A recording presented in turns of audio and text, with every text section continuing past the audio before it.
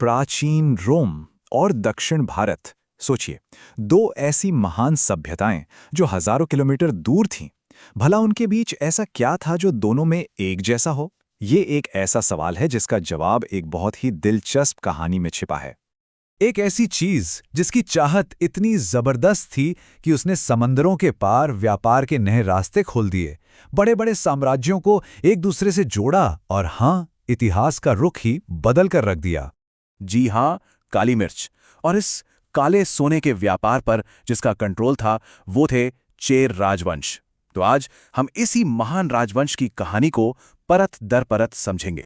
देखिए, प्राचीन दक्षिण भारत में 3 ताकतवर राज्यों का बोलबाला था: चोल, पांड्य और चेर।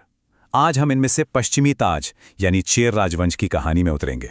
तो चलिए, इसमें थोड़ा और गहराई से उतरते हैं।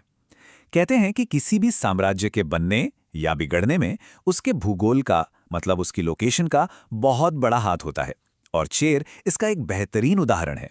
चेरों का शासन आज के केरल और पश्चिमी तमिलनाडु के तटीय हिस्सों में फैला हुआ था।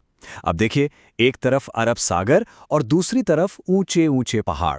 इस वजह से उनके पास मुजिरिस जैसे कई अहम बंदरगाह थे, और इसी कमाल की लोकेशन ने उन्हें समुद्री व्यापार का एक बेताज बादशाह बना दिया। लेकिन उस दौर की सियासत में वो अकेले नहीं थे।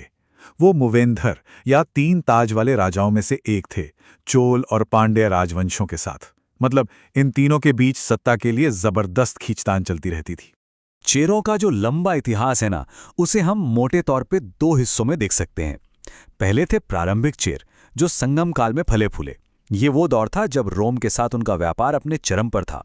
फिर कई सदियों के बाद कुल शेखर काल में दूसरे दौर के चेरों का उदय हुआ, जिनका ध्यान अब व्यापार से ज्यादा स्थानीय ताकत और धर्म पर था। अब आते हैं चेर साम्राज्य के असली पावर हाउस पर।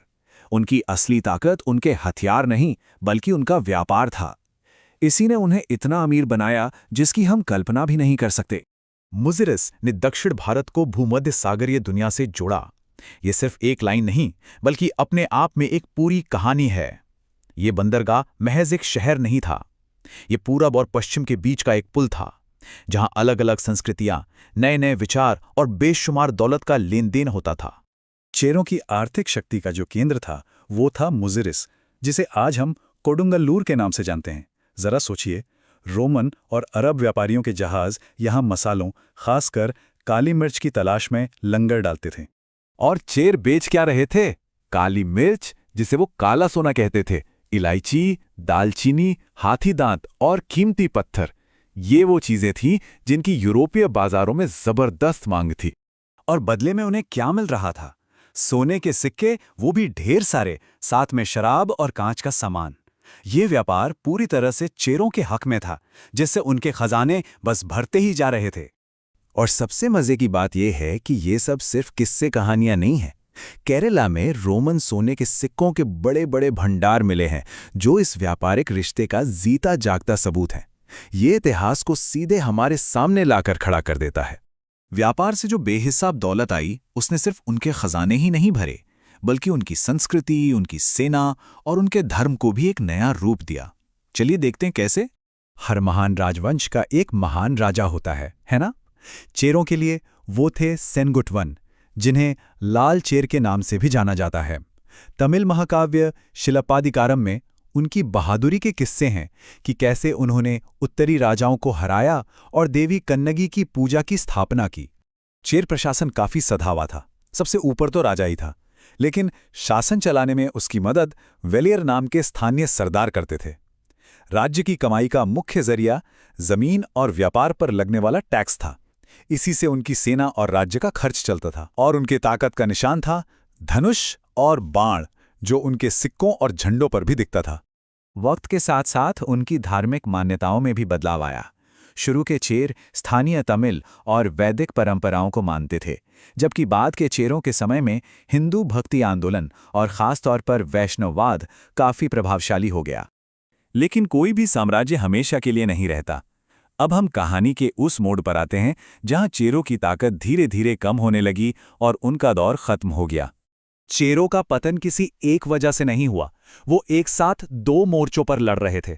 बाहर वो अपने कट्टर दुश्मन चोल राजवंश के साथ लगातार लड़ाइयों में उलझे हुए थे, जिसने उनकी सेना को कमजोर कर दिया। और राज्य के अंदर आपसी झगड़ों और अस्थिरता ने उन्हें अंदर ही अंदर खोखला कर दिया था। भले ही चेर राजवंश का अंत हो गया, लेकिन उनकी विरासत आज भी हमारे बीच जिंदा है। तो चलिए देखते हैं कि उन्होंने हमारे लिए क्या छोड़ा है। सबसे पहली बात, चेरों ने दक्षिण भारत को दुनिया के नक्शे पर एक बड़े व्यापारिक केंद्र के रूप में स्थापित किया। उन्होंने शिलप्पा अधिकारम जैसे महान तमिल साहित्य को संरक्षण दिया। उनकी छाप आज भी केरल की संस्कृति और परंपराओं में साफ देखी जा सकती है। सच कहें तो वे दक्षिण भारत की पुरानी शान और व्यापारिक सूझबूझ का एक शानदार प्रतीक हैं। चेरों की कहानी हमें सिखाती है कि कैसे एक कीमती चीज पूरी दुनिया को जोड़ सकती है और एक साम्राज्य खड़ा कर सकती है।